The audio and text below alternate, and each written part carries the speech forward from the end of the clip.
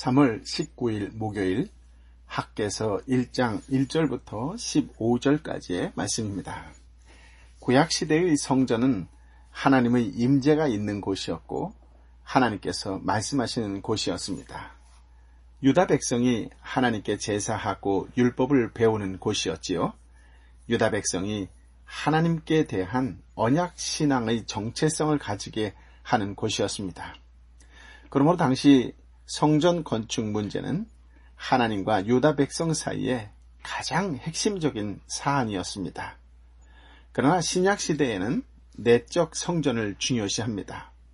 성도 개개인이 성전이고 성도들의 연합된 공동체인 교회가 성전입니다. 성도의 인격이 성령으로 예수 그리스도 안에서 자라나는 것, 하나님의 말씀대로 만들어지는 것, 하나님의 형상을 닮아가는 것이 영적으로 성전을 건축하는 것입니다. 우리가 묵상할 학개서는 구약성경 소선지서의 10번째에 배치되어 있습니다. 바사, 즉 페르시아의 다리오 왕 제2년, 즉 BC 520년에 있었던 사건들을 중심으로 선포된 하나님의 말씀입니다. 중심 내용은 무너진 성전을 재건축하는 사역에 초점이 맞춰져 있습니다.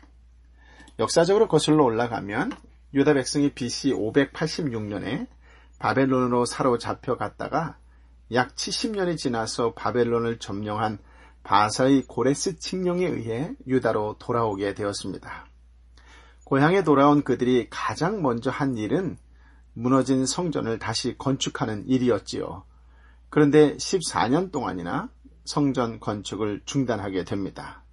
그 이유는 첫째는 사마리아 사람들의 방해도 있었지만 두 번째, 그들 스스로 생각할 때 성전 건축이 자기들 형편에 너무 무리한 일이라고 생각했기 때문이었습니다. 바벨론 포로 생활에서 돌아온 그들의 생활은 어려웠을 것입니다. 그래서 일단 자신들의 형편이 안정된 후에 성전을 건축하기 위해 중단한 것 같습니다. 오늘 본문은 성전 건축이 중단된 지 15년이 지났을 때 선지자 학개가 유다 총독 스룹바벨과 대제사장 여호수아에게 하나님의 말씀을 전하는 내용입니다. 1절부터 7절까지의 말씀을 함께 읽어볼까요? 다리오 왕 2년째 되던 해 8째 달 1일에 여호와의 말씀이 예언자 학개를 통해 스알드엘의 아들 유다 총독 스룹바벨과 여호사닥의 아들 대제사장 여호수아에게 임했습니다. 만군의 여호와께서 이렇게 말씀하셨다. 여호와의 집을 지을 때가 되지 않았다라고 이 백성들이 말한다. 이때 예언자 학개를 통해 주신 여호와의 말씀입니다. 성전은 무너진 채로 남아있는데 너희만 꾸며진 집에 살고 있을 때냐.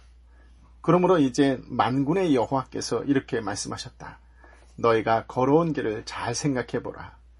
너희가 많이 심었지만 조금밖에 거두지 못하고 먹어도 배부르지 않고 마셔도 만족하지 못하고 입어도 따뜻하지 않으며 일꾼이 품삯을 벌어도 구멍난 주머니에 넣는 격이 됐다.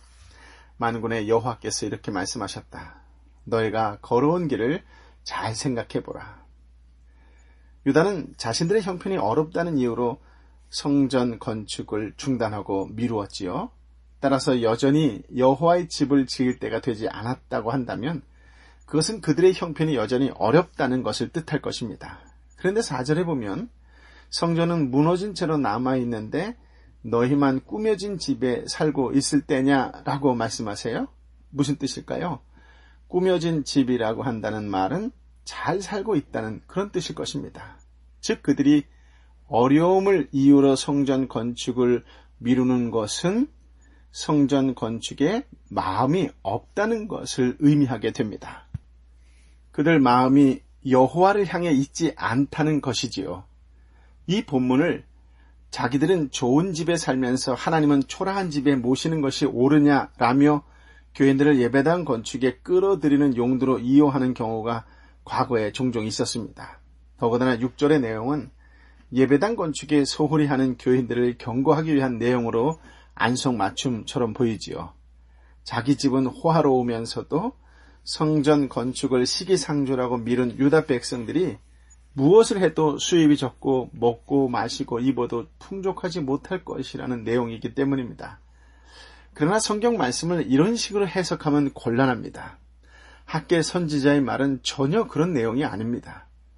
성경이 교인들의 호주머니를 털기 위해 기록된 것이 아닐 뿐더러 하나님이 하시고자 한다면 사람이 돈을 내든 내지 않든 결국 하나님이 이루실 것이기 때문이지요.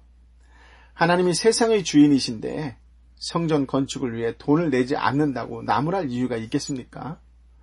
5절에 보면 그러므로 이제 만군의 여호와께서 이렇게 말씀하셨다. 너희가 걸어온 길을 잘 생각해보라 라고 말씀하시죠. 7절에도 같은 말씀이 나옵니다. 너희가 걸어온 길을 잘 생각해보라 라고 하는 말은 자기 행위를 살피라는 것으로 자신들의 행위를 보면서 과연 하나님에 대해 어떤 마음이며 하나님과 어떤 관계에 있는가를 살피라는 뜻입니다. 그러면 유다가 자신들에게 있어서 살펴야 하는 것은 무엇일까요? 6절의 말씀을 다시 보겠는데요. 너희가 많이 심었지만 조금밖에 거두지 못하고 먹어도 배부르지 않고 마셔도 만족하지 못하고 입어도 따뜻하지 않으며 일꾼이 품삯을 벌어도 구멍난 주머니에 넣는 격이 됐다. 사람들은 이 내용을 성전 건축에 마음이 없는 백성들에 대한 징계의 말씀으로 생각하지만 여러분, 만약 징계라고 한다면 차라리 아예 수확이 없어야 하고 먹고 마시고 입을 것도 없어야 하지 않겠어요? 일꾼의 싹을 받지도 못하는 형편이 되어야 하지 않겠냐고요. 그렇게 보면 6절의 내용은 징계의 의미가 아니라는 것이죠. 6절은 인간은 무엇에도 만족하지 못하는 존재다라고 하는 것을 말하는 것입니다. 사람은 먹고 마시고 입는 일에 만족하지 못합니다. 자신의 수확에도 만족하지 못하지요. 항상 더 주어지기를 원하고 더 많은 것을 누리고 싶어 합니다. 예를 들어서 작년에 1,000만 원 번 사람이 올해 2,000만 원을 벌었다면 더 주어진 1,000만 원 때문에 감사하고 행복해 하기보다는 내년에는 더 벌고자 하는 욕망으로 가득하게 될 뿐이다라고 하는 것이지요. 결국 얼마를 벌어도 인간은 자기에게 주어진 것을 적은 것으로 여길 뿐입니다. 이것이 많이 뿌릴지라도 수확이 적을 것이라는 말씀의 의미입니다. 다시 말해서 하나님께 징계의 차원에서 수확을 줄이신다는 것이 아니라 인간의 욕망이 주어진 수확을 스스로 적게 여긴다는 의미입니다. 그렇게 보면 하나님의 말씀은 성전 건축을 미루는 것을 책망한다라기보다는 하나님과 바른 관계에 있지 못하고 있는 점을 지적하는 것입니다. 하나님과의 바른 관계, 이것이 핵심인 것이지요. 유다 백성이 자기 형편을 이유로 성전 건축을 미룬다면 그만큼 자신의 삶에는 열심을 내고 물질적으로 아낀 것이 됩니다. 하지만 그 결과 과연 무엇이었을까요? 더 풍족해진 삶으로 인해 감사하고 행복을 누립니까? 아니지요. 여전히 자신에게 있는 것으로 만족하지 못하면서 살아가는 것이 인간입니다. 말하자면 성도는 하나님과 바른 관계에 있지 않고서는 현실에서 무엇을 누리고 산다고 해도 만족과 평강은 없다는 것입니다. 성전보다 자기 삶의 마음을 둔 것이 곧 자기를 향한 욕망으로 살고 있다는 것을 의미하는 것이고, 그처럼 자신을 향한 욕망으로 사는 사람에게 만족은 없는 것이지요. 만족과 평강은 하나님과의 바른 관계에서만 주어지는 열매입니다. 하나님의 인도하심에 자신의 모든 것을 맡기고 하나님이 베풀어 주신 것에 감사하는 그것이 성도를 만족과 평강과 복된 삶으로 인도합니다. 이스라엘에게 성전은 단지 제사하는 용도의 건물이 아니라 자신의 죄를 깨닫고 하나님의 용서의 은혜를 누리기 위한 곳이지요.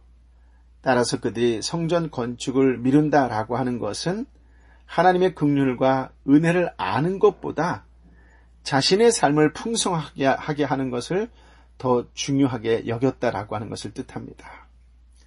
그러나 아무리 자신의 삶의 풍요를 위해 애를 쓰고 쓴다고 해도 인간은 만족할 수 없고 행복할 수 없습니다. 오히려 행복과 평안은 하나님의 긍휼과 은혜를 아는 바른 관계에서 얻어진다라고 하는 것이 오늘 우리에게 주시고자 하는 주님의 메시지입니다. 여러분은 요즘 하나님의 관계가 어떻습니까? 하나님과의 관계가 어떻습니까? 8절부터 11절까지의 말씀을 함께 읽어볼까요? 산에 올라가 나무를 가져다 성전을 지으라. 내가 그 안에서 기뻐하며 그것으로 영광을 받을 것이다. 여호와께서 말씀하셨다. 너희가 풍성함을 기대했지만 조금밖에 거두지 못했고 너희가 집에 가지고 왔으나 내가 불어 날려버렸다. 왜 그랬겠느냐? 만군의 여호와께서 하시는 말씀이다. 내 집은 무너진 채로 남아있는데 너희는 각자 자기 집 일에 바쁘기 때문이다. 그러므로 하늘은 너희 위에 이슬 내리기를 그치고 땅이 열매 내기를 멈췄다. 내가 땅에 산에 곡식에 새 포도주에 새 기름에 땅이 생산해 내는 것에 사람의 가축에 너희 손이 만들어내는 모든 것 위에 가뭄이 들게 했다.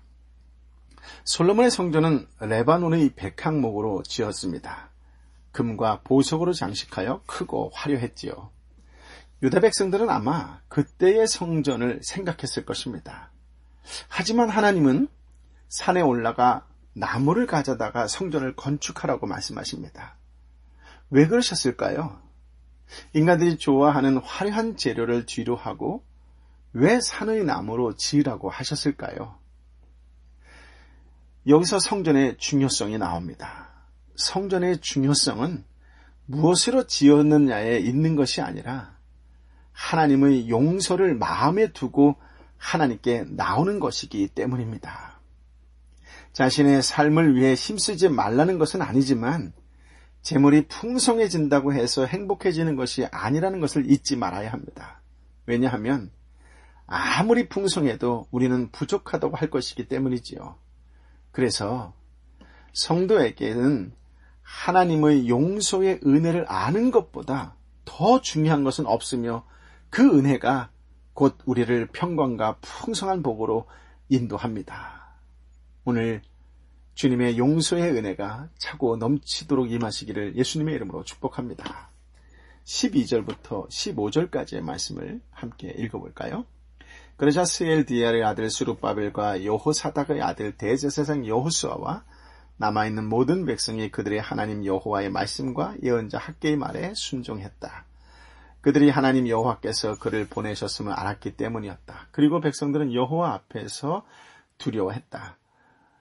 여호와의 심부름꾼 학개가 여호와의 말씀을 백성들에게 전했다. 내가 너희와 함께 있다. 여호와가 하는 말이다. 여호와께서 스알디엘의 아들 유다 총독 스룹바벨의 영과 여호사닥의 아들 여호수아의 영과 남아있는 모든 백성의 영을 일으키셨다. 그래서 그들은 가서 그들이 하나님 만군의 여호와의 집을 짓는 일을 했다. 다리오 왕 2년째 되는 해 6째 달 24일의 일이다. 이스라엘 백성에게나 저와 여러분에게나 예수님을 믿으면서 가장 큰 복이 무엇인 줄 아십니까? 그것은 내가 너희와 함께 있다. 임마누엘입니다. 내가 너희와 함께 있다라는 주님의 약속입니다. 주님이 함께 하시는 것이야말로 세상 그 어느 것하고도 바꿀 수 없는 최고의 복이요, 최고의 은혜입니다. 믿으십니까? 아멘. 하나님의 말씀을 들은 이스라엘 백성들은 자신들의 모습을 돌아보게 됩니다. 그들은 세상의 복을 먼저 구한 자신들을 하나님이 황폐하게 하신 것을 두려워합니다. 백성들은 하나님께서 함께 하시겠다는 약속을 주시자 그제서야 성전 건축을 시작합니다.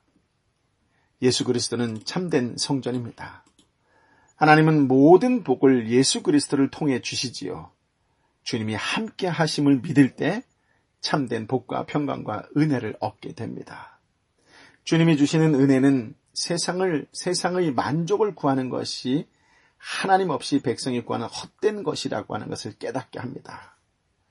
하나님과의 관계가 어그러진 성도, 세상에서 만족을 얻으려는 성도는 황폐한 삶을 살 수밖에 없습니다. 우리와 함께 하시는 예수 그리스도께서 주시는 은혜를 사모하며 주님이 주시는 복과 평강을 누리시기를 축복합니다. 세상 사람들은 교회인 우리가 주님과 함께하는 참된 교회가 될 때 우리를 통해 복을 받게 됩니다.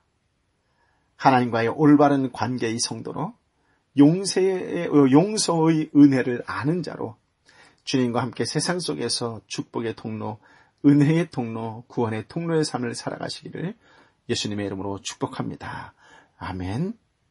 아버지 하나님, 학개서를 통하여 참으로 귀한 말씀, 생명의 말씀, 능력의 말씀을 주시니 감사합니다.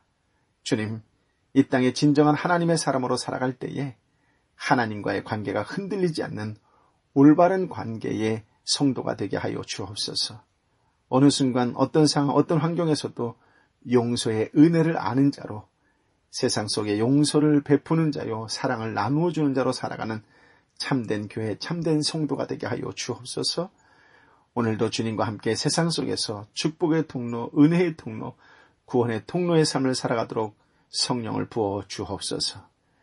이제는 길이요 진리요 생명 되신 우리 주님 예수 그리스도의 은혜와 아버지 하나님의 크신 사랑과 성령 하나님의 위로 역사 교통 충만하심이 주신 말씀에 순종하는 자라 살겠노라고 다시 한번 말씀 앞에 결단하고 결심하는 하나님의 사람들 한 사람 한 사람 머리 위에 저들이 품고 불러가며 기도하는 대사진자들 한 사람 한 사람 가운데에 저들이 특별히 아파하고 힘들어하고 지쳐있는 영혼을 위하여 함께 중보하는 자들 가운데에 열방의 선교사님 가운데에 이 땅과 열방의 교회 위에 함께하여 주옵기를 간절히 축원하옵나이다. 아멘.